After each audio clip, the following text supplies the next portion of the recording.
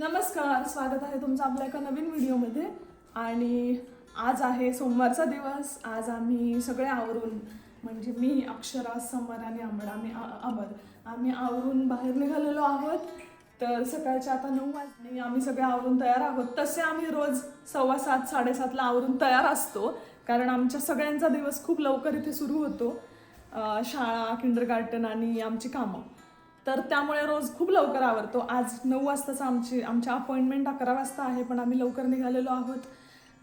आता आम्ही बाडन-विटंबर्गमध्ये आहोत आणि इथून जवळच याच स्टेटमध्ये आमची एक गव्हर्नमेंट अपॉइंटमेंट आहे. तर आम्ही जाता जाता तुम्हाला दाखवू कसा रस्ता वे आहे. इथे थोडं वेगळं आहे. या आधीच्या आमच्या व्हिडिओज आम्ही म्युनिकमध्ये शूट करायचो, इवन बाहेरही केलेले आहेत.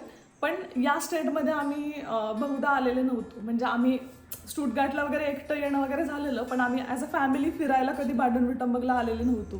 त्यामुळे इकडचे व्हिडिओज नाही आहेत. इथे मध्यकालीन आर्किटेक्चर खूप फेमस आहे एका ठिकाणी.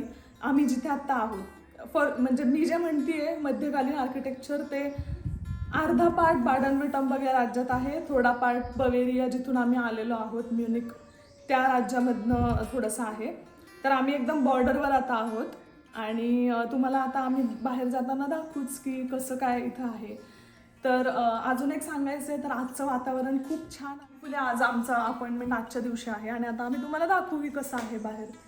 तर आता आम्ही 5 मिनिटात निघणार आहोत आणि भारतातल्या सवयीप्रमाणे आमचं घड्याळ 5 मिनिट पुढे सेट केलेलं आहे. तसं आमच्याकडे वेळेचं, म्हणजे पूर्वीसुद्धा भारतात असतानासुद्धा वेळ पाळण्याच्या बाबतीत अमर खूप स्ट्रिक्ट आहेत. टायमिंग म्हणजे टायमिंग. कदाचित मला एखादा मिनिट उशीर होईल, पण त्यांचा कधीच होत नसतो. तर हे असं आहे. त्यामुळे तरी आम्ही 5 मिनिट पुढे. चला चला बच्चे लोक,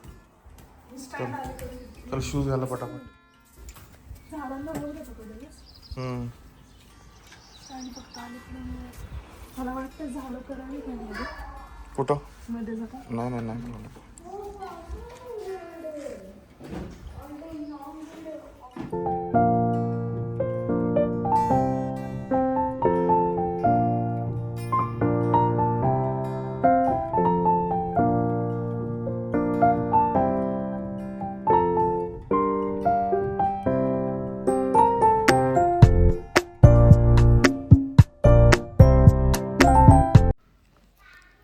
तुम्ही पाहतच आहात की हे रस्ते, ही घरं किती सुंदर आहेत. ही जी घरं आहेत, यातली बरीचशी घरं ही मध्यकालीन युगातली आहेत, म्हणजे खूपच जुनी. आणि ती अजूनही या काळात यांनी इतकी छान प्रकारे जतन केली आहेत, याचंच कौतुक वाटतं.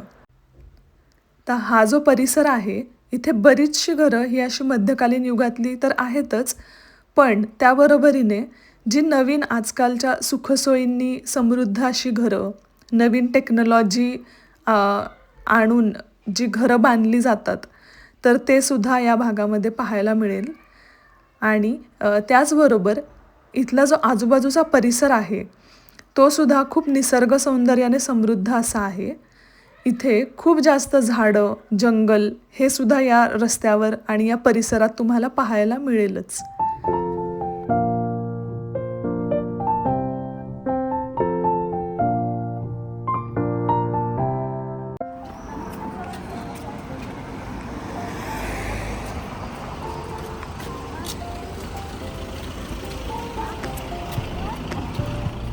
आमचं काम झालं.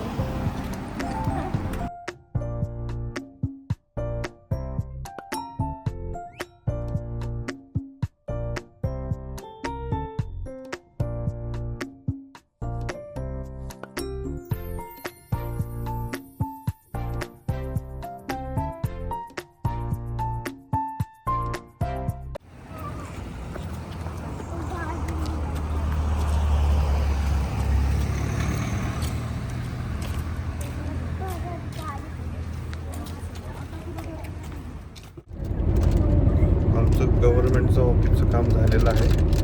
आम्ही आता चाललेलो आहे परत घरी.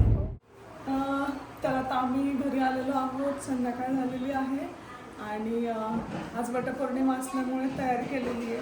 सकाळी काही पूजा शक्य नव्हती त्या अपॉइंटमेंटमुळे, पण आता पूजा करणार आहे मी वटपौर्णिमेची. आणि इथे वडाचं झाड बाहेर तरी मी कधी पाहिलं नाही आहे आणि घरी पण मला माहिती नाही आहे की आणता येईल का, कुठे मिळेल का. तर आत्तापर्यंत असं कधी सर्च केलं नव्हतं, पण माझ्याकडे सध्याच ह्यांच्या बड्डेला लिली फुलांचं झाड आणलेलं आहे. तर त्याला पूजा करणार आहे आता. बाकी पण झाडं आहेतच, पण मला वाटलं की ह्याची करावी. आणि आपल्याला म्हणजे हे तर माहितीच आहे का साजरी करतो वटपौर्णिमा वगैरे ह्या गोष्टी. वडाच्या झाडाचं महत्त्व सुद्धा माहिती आहे, पण आता इथे जसं आहे तसं सेलिब्रेट करणं, तशी पूजा करणं गरजेचं आहे. आता इथे आंबा सुद्धा मला काही मिळाला नाही.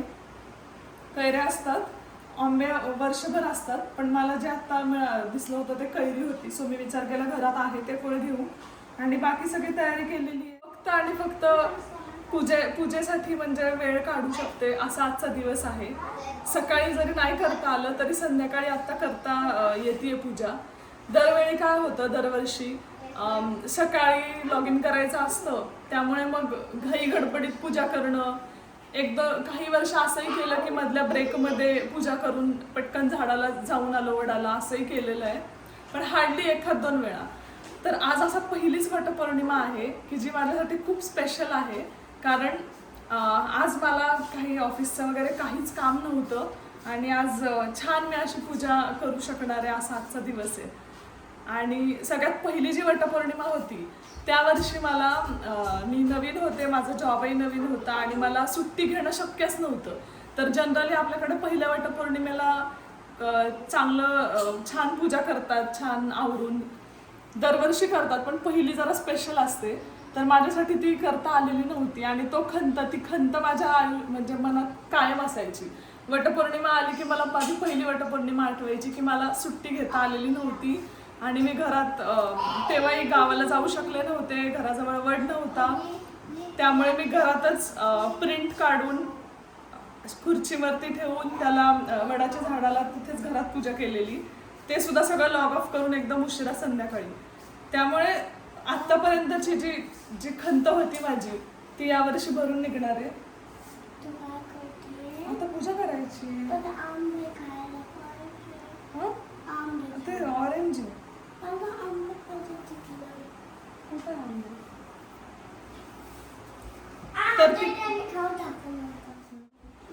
तर आता मनामध्ये ती खंत नाही आणि आता खूप छान असा मी पूजा करणार आहे. तर चला.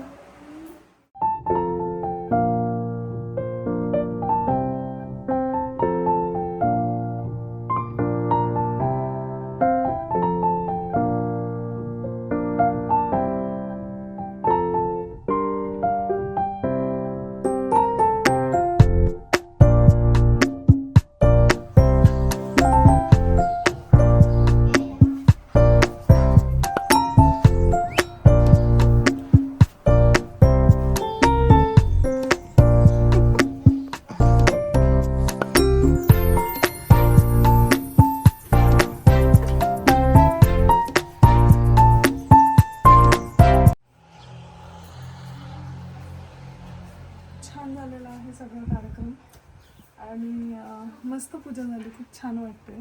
धूप वगैरे लावल्या त्यामुळे एकदम पूजेचा फील येतो.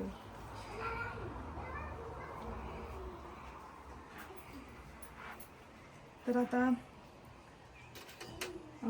झाली आहे पूजा. आपण आता बाकी झाडांना पण पाणी घालते, कारण मला खूप असं इनजस्टिस केल्यासारखं वाटते त्यांना, त्यामुळे त्यांना पाणी घालते आणि मग झालं. आणि मी प्रसाद खाऊ आपण.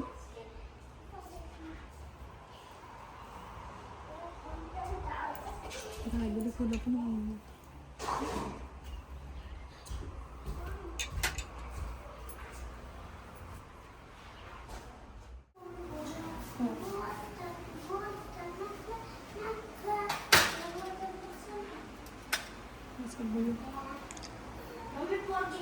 समर्धर लवकर ये. अक्षरा धरा थोडा थोडा प्रसाद.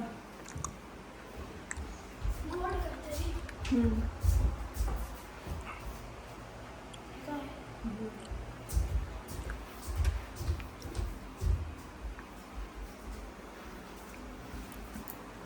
आता हा व्हिडिओ मी इथेच थांबवतीये. तर तुम्ही पाहिलेला आहे आजचा दिवस आमचा कसा गेला. आम्ही बाहेर गेलेलो आणि खूप छान असं वातावरण आज होतं. आणि आज वटपौर्णिमेची आम्ही म्हणजे मी पूजा केली आणि नैवेद्य दाखवला. तर छान वाटतं मला. आणि हे परत आता ब्लॉग्स जे सुरू केले त्यानंतरचा हा पहिलाच शूट केलेला व्हिडिओ आहे. तर तुम्हाला व्हिडिओ आवडला असेल तर लाईक करा. चॅनलला अजूनही सबस्क्राईब केलं नसेल तर नक्की करा. आणि भेटूया अशाच एखाद्या नवीन व्हिडिओमध्ये. बाय.